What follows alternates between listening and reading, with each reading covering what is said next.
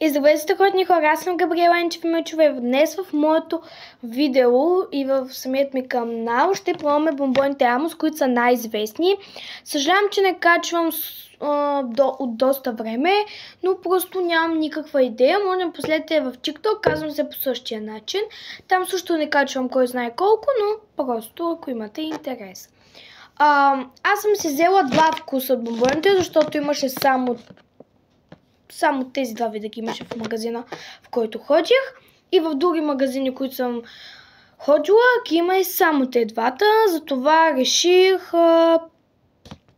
да взема тези, ако случайно видя други, да си купя.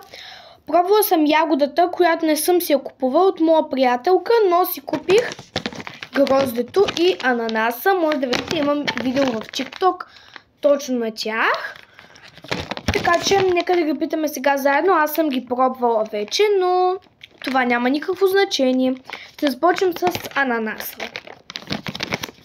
Аз по принцип обичам ананас, така че приличат по същия начин като ананас. Вижте ги, хора. После са много хубави. Жилирани са. Малко трудно се дъвчат. Също на мен ми се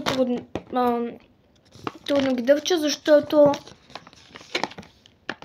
от много време не съм яла жилирани бомбони.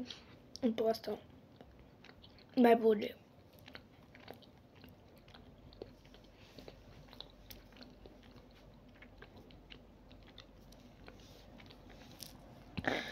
Хора, бомбоните са много хубави, но аз им давам 7 от 10.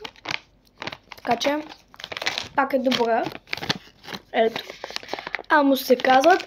Много искам да пробвам с мангото, но не съм намерила. Нека сега пробваме и гроздето. Да знаете, хора, аз съм ги закупила за 2,60. 2,50, да извинявам се. За 2,50 съм си ги купила. Ето по този начин изглеждат. Още по-сладко. Опа. Мисля, че ги видяхте. Сега нека да пробваме и тях.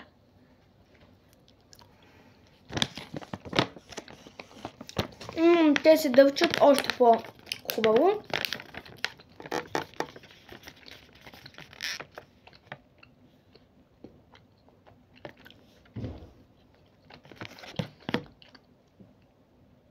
Хора, на тях не дам 9 от 10. 9 от 10. Много ми харесват. Ако искате още такива видеа, може да се абонирате за канала, да ме последвате и да очаквате още видеа, в които пробвам всякакви други бомбони. Благодаря ви, че гледахте това видео и останахте до края. Чао!